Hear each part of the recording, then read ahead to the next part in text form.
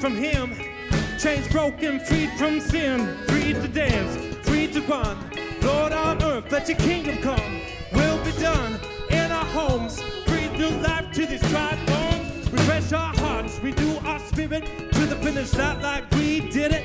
It can happen if we stay committed. In your presence, we stay in it. All authority you've been given, the widows, the orphans, true religion. That was getting now. You reign again. Sing it. This is unfailing love, that you would take my place. One more time. You would bear my cross. You would lay down your life, that I would be set free. Oh, Jesus, I see all that you've done for me. Awesome.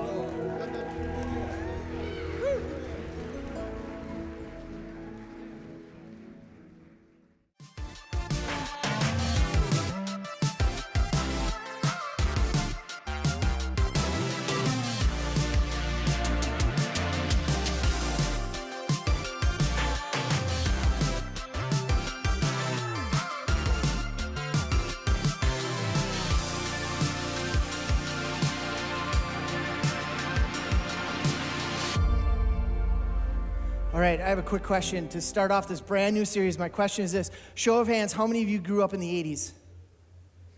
Oh. How many of you had children who grew up in the 80s? How about that? How many of you in here feel like the 80s are about 100 years ago? Raise your hand. Yeah, there you go. Now, yeah, 2 days ago. Now, here's my question. If you grew up in the 80s, you probably had something that, you have something in common with me, something that we all hoped for. We all hoped that when we woke up on Christmas, Santa had this under the Christmas tree. In the 80s, every cool kid had one of these. Yeah. You remember this, the boombox? How many of you remember, how many of you had a boombox, something that looked exactly like this? You know what I'm talking about, right? And in that boombox, it was awesome because the boombox is basically, it's basically an iconic figure for the music in the 80s, right? And the best part about the boombox was you could take your boombox, you could take your music with you anywhere, on the beach, at the campground. It didn't matter. You could have your music. Now, not only could you listen to Casey Kasem's Top 40, but you could listen to these things called cassette tapes. Mixtape, cassette tapes. Cassette tapes. I asked Laura Gary to bring some cassette tapes. I didn't realize I was going to get this thing right here. This is awesome. We got some Van Halen, Journey, Eddie Money, Kiss. And then the best part is there's this mixtape, and she has a bunch of mixtapes in here. This one, let's see here, Bryan Adams and Bon Jovi. And the title, there's an A side and a B side. We call these mixtapes. Do you all remember these? Do you remember these? These were so awesome. And do you know how we made, do you remember how, oh my gosh, look at the color. Remember the colors? Do you remember how we made these? Do you remember how you made these? You would run to the local Radio Shack store and you'd buy, yeah, what's Radio Shack? You hold on. And you'd buy one of these and you'd run home. Remember, and you get your boombox out and you put the blank tape. And kids, after worship, your parents will explain to you what these are. But what you do is you would grab your boombox, go over to the radio. You would call up the radio station. You remember this? And I would call up the radio station. I said, yes, Aaron, for Bruce, and I would really like some AC/DC.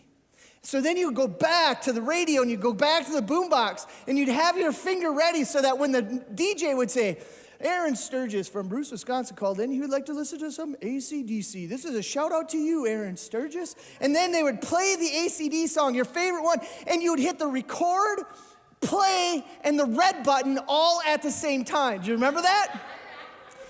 And then when your song was done, what would you do? You'd stop it. You would fast forward a couple seconds, And then you go back to the telephone and do it all over again. And you do it again and again until you had a full mixtape. Now, the best thing about mixtapes is what? With mixtapes, if you had that really close friend, that BFF, that best friend, like the very, very, very, very best friend, you would make a mixtape and you'd give it to them, right? Or if you were lucky, you might have had a special somebody. In sixth grade, her name was Angie. And Angie came to school. I remember this. And it was in December. And she gave me a mixtape that she made just for me. Now, I know, Angie, wow. I mean, my honey, Nicole's here. I mean, she's wow. But here, listen to me. When Angie gave me that mixtape, I was in love. Right? And I would take that mixtape and I would listen to that mixtape over and over. The playlists that she put together, both on side A and side B, man, I would put that on repeat constantly, and I loved it. I would take that mixtape and I'd put it in a Walkman. And then I would take it on family trips. I had that playlist that Angie gave me lodged into my head. I knew that playlist even up to today. James Taylor, Van Morrison. Now, here's my thing. Why do I start our series with a stroll down memory lane? Here's why. Here's what I know about you, and I know it's true about me. Every single one of us, you have a mixtape that plays over and over again and again in your head. You do. And unlike the mixtapes that are filled with love songs that Angie gave me,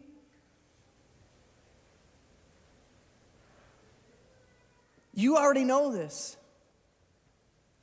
The mixtapes that play over and over again and again in your head are filled with anything but love. The voices of parents in your life who thought they meant well and thought they were giving you words of encouragement, only that those words ended up being criticism throughout your life. That's a playlist.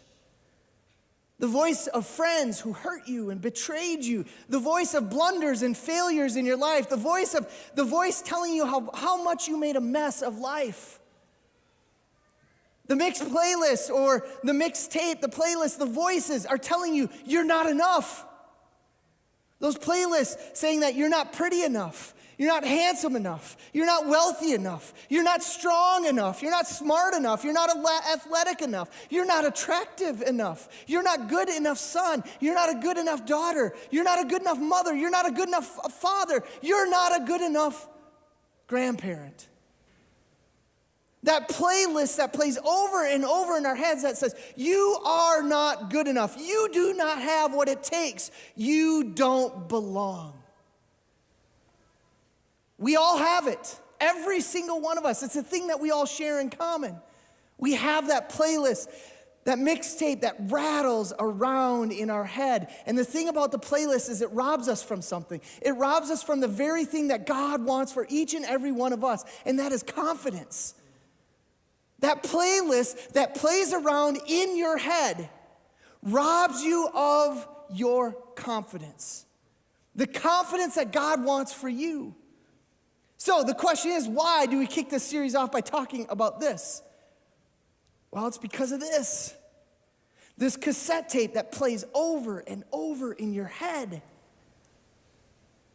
Telling us that you are not good enough, robbing you of your confidence. Confidence that God wants for me and for you. The confidence that says, no. God wants the confidence that says, no, I am good enough. Just the way that we are. That you are accepted just the way that you are. That if somebody doesn't like me, that's fine. That's their problem. Confidence that says, I belong just as I am. And here's the thing that I learned about myself. I've learned this, that when I catch myself with this playlist, when I catch myself playing my playlist up here over and over in my head, what does it do? It causes me to start acting like a chameleon. Right? We hide who we really are. We put on masks. We hide from the person that God really created us to be. And I might say it this way. Actually, we might say it this way. We all want to be known, but there's so much that we keep from being shown. We want to hide, which inevitably robs us of our confidence. And the irony about all this is this. Really, in our life, we really want to belong, but the only way to belong is to be known. And we are never known when we sit back and we hide who we really are. Now, here's the cool thing. As followers of Jesus, this is why I love following Jesus. Because Jesus, it's actually as if he knew that we would wrestle and struggle with the playlist that we'd have in our heads. The author of the gospel, the book of John, has some words, records some words that Jesus says. And Jesus says something to people like you, and Jesus says something to people like me. The author of John, he's writing to a very small group of Christians who followed John's writings. Now, the thing about John's writings is he had a very unique interpretation of Jesus' life. Now, early on, this small group of people that were following the teachings of John and really listening and diving into John's word and reading his word, you can imagine that this little group of people, they were being attacked by other Christians. Other Christians who were reading other works written by other authors in the Bible, and they didn't like John. They didn't think that the Gospel of John was good enough.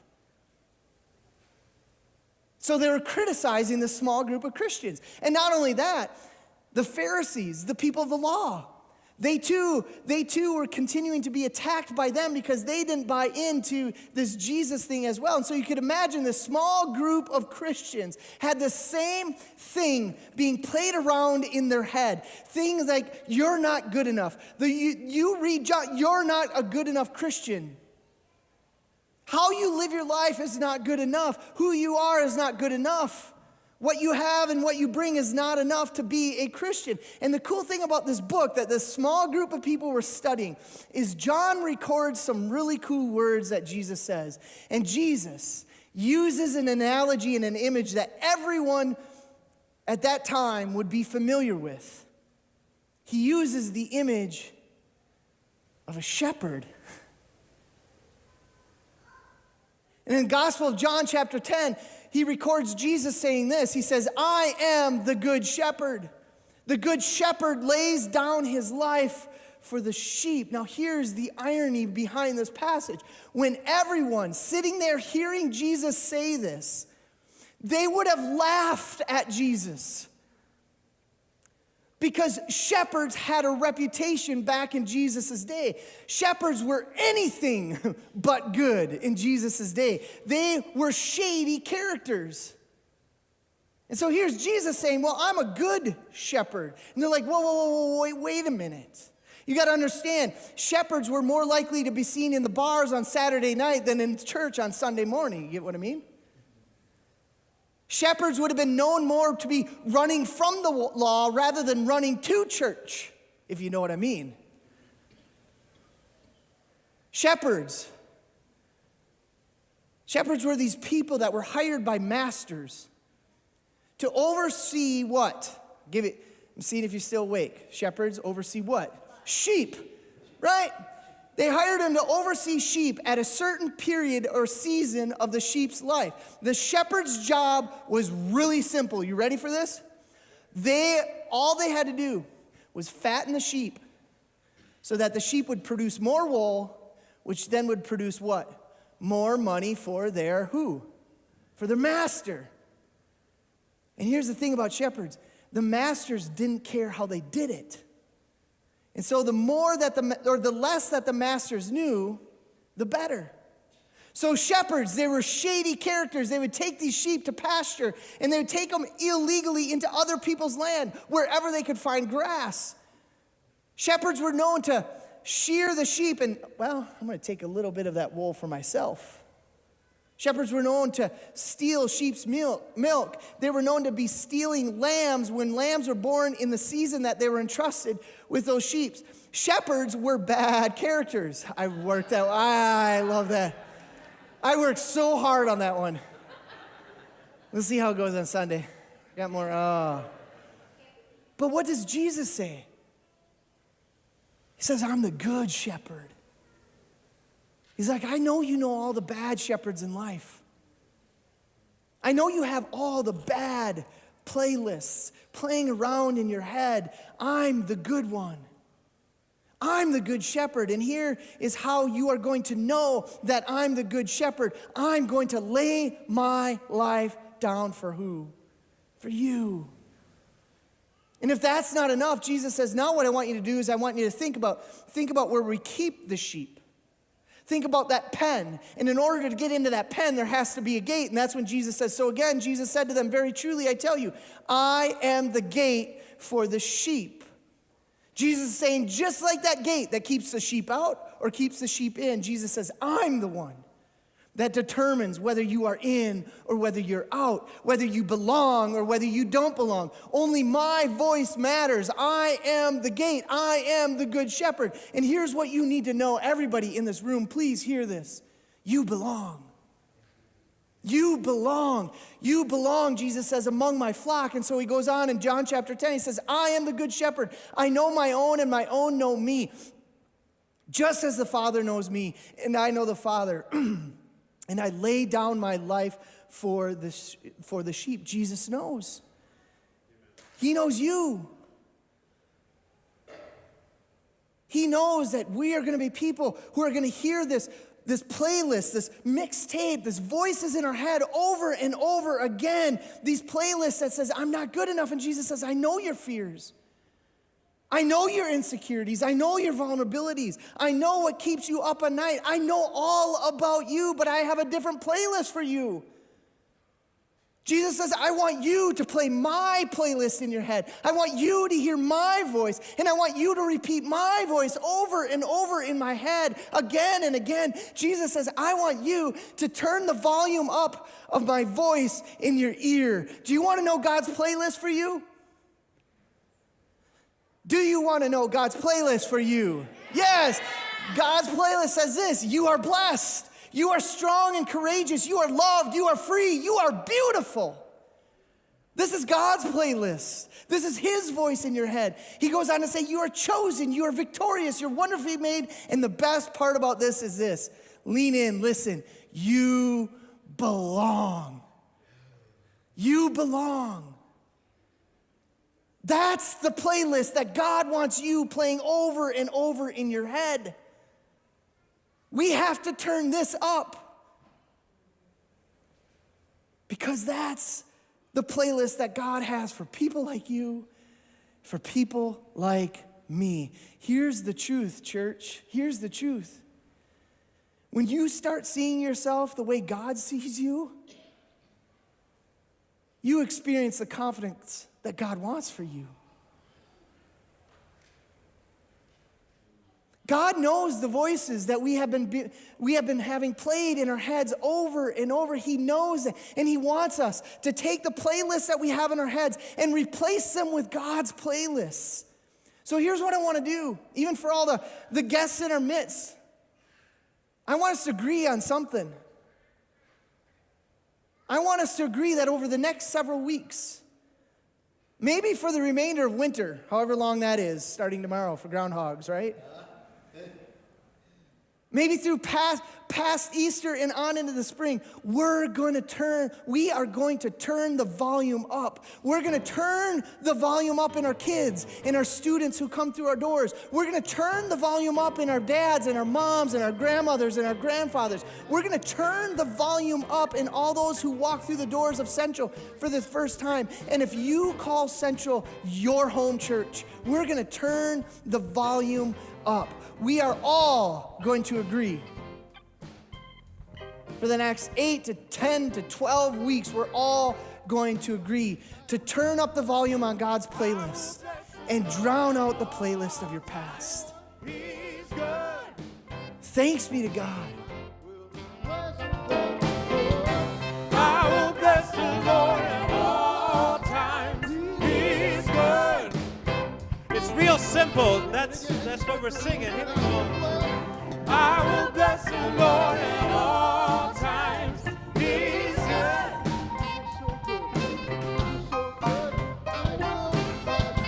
I will bless the Lord at all times. He's good.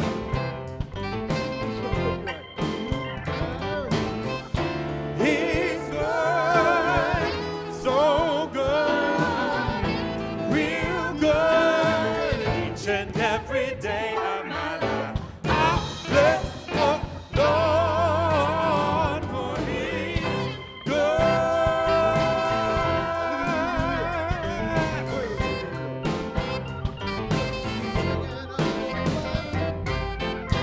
I will bless the Lord at all times. He's good.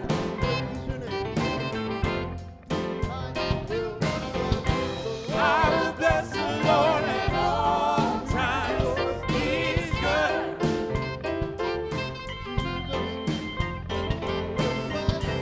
I will bless the Lord at all times. He's good.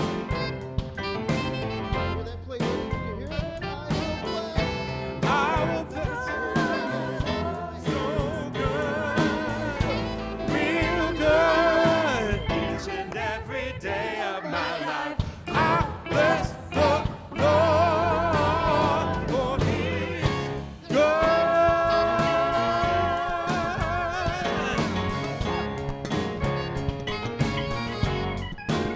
Let's shorten it up a little bit.